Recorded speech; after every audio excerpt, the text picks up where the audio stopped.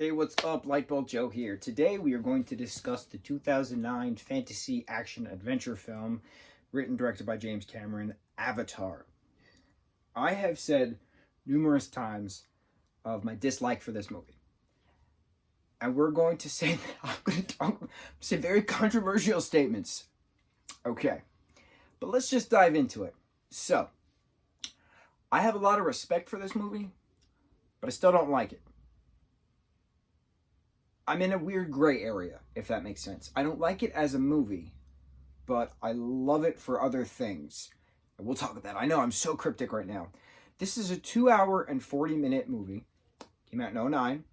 Was made at the peak of, the 3D aspect ratio for theaters.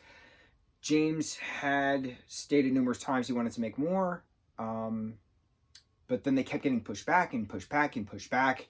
And here we are, 11 years later, and there is still no sequel.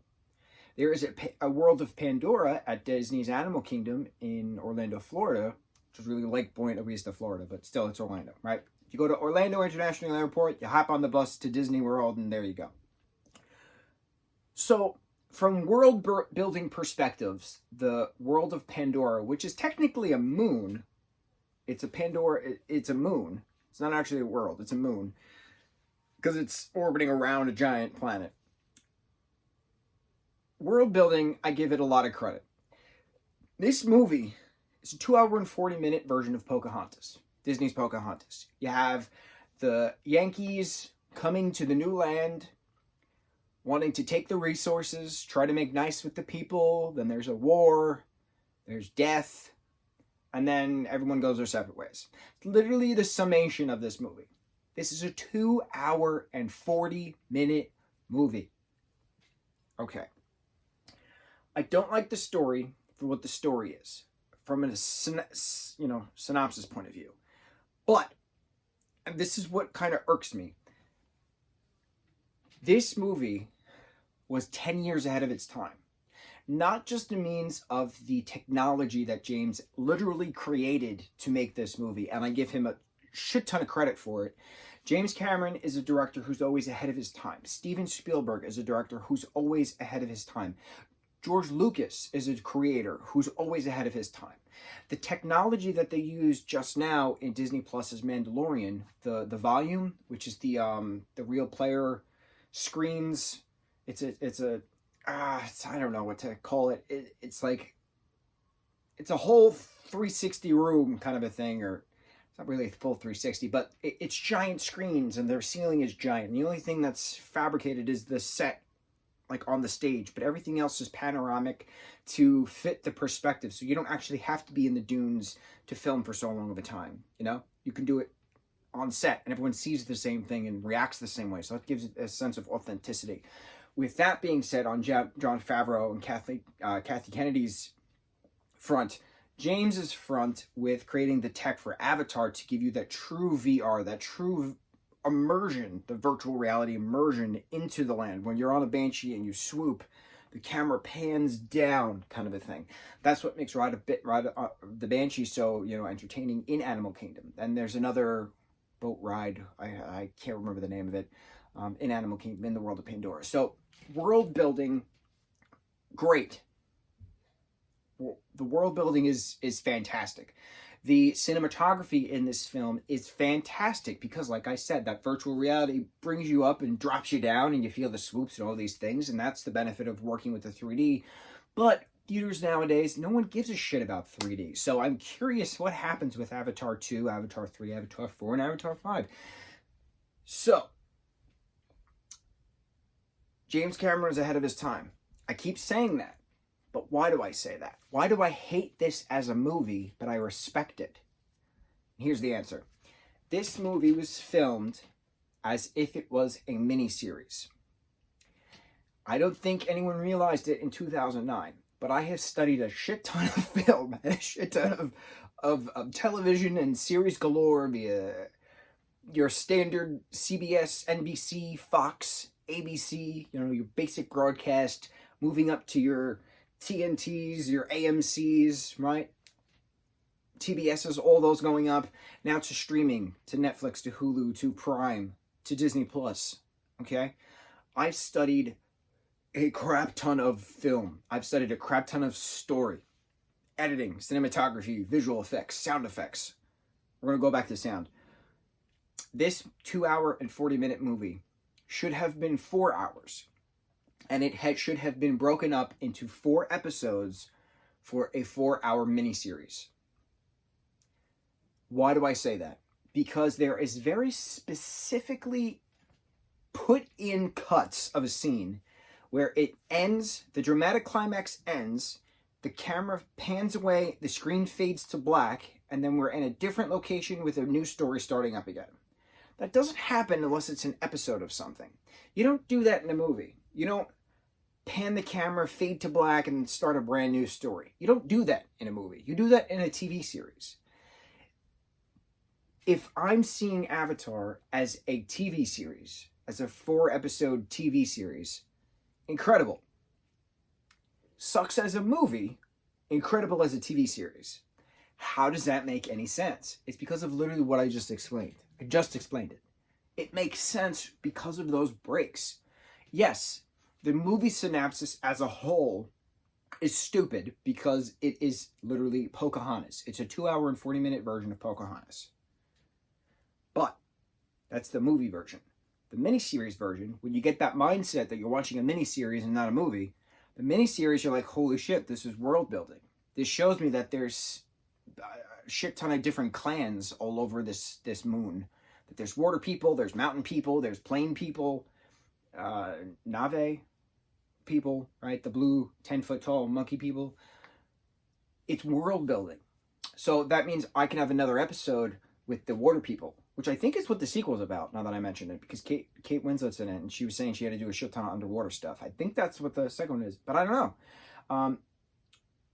They could explore more of Banshee stuff in an episode. They can explore more of the Na'vi people's history. They can explore when the Sky people actually first came to Pandora. There's a lot of world building within that because it's mentioned.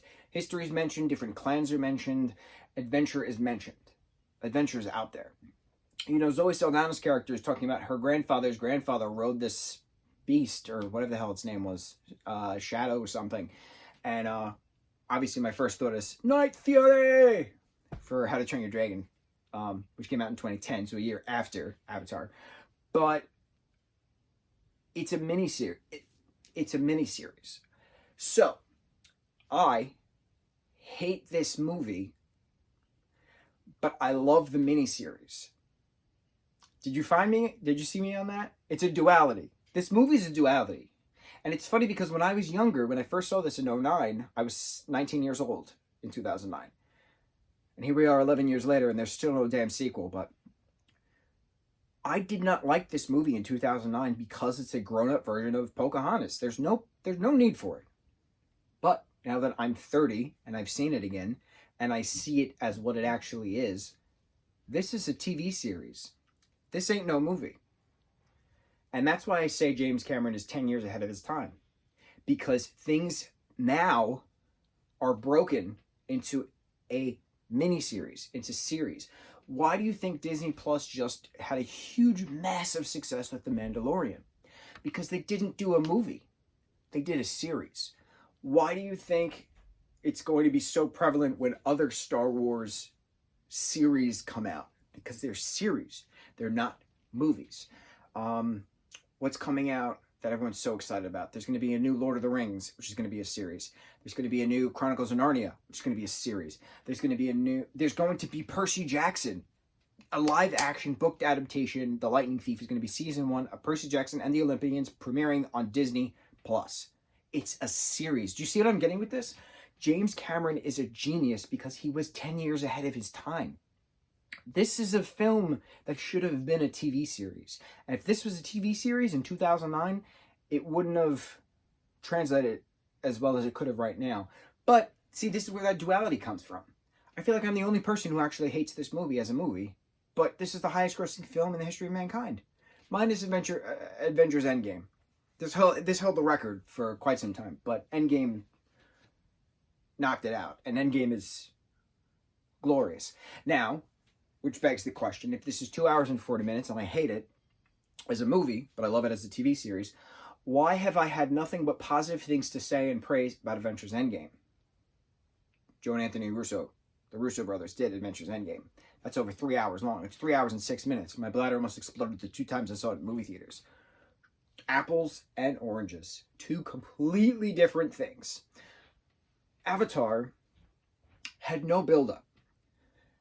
All we had was a trailer early 2009 called Avatar. That's the other thing. This should not be called Avatar. This should be called Pandora, first and foremost.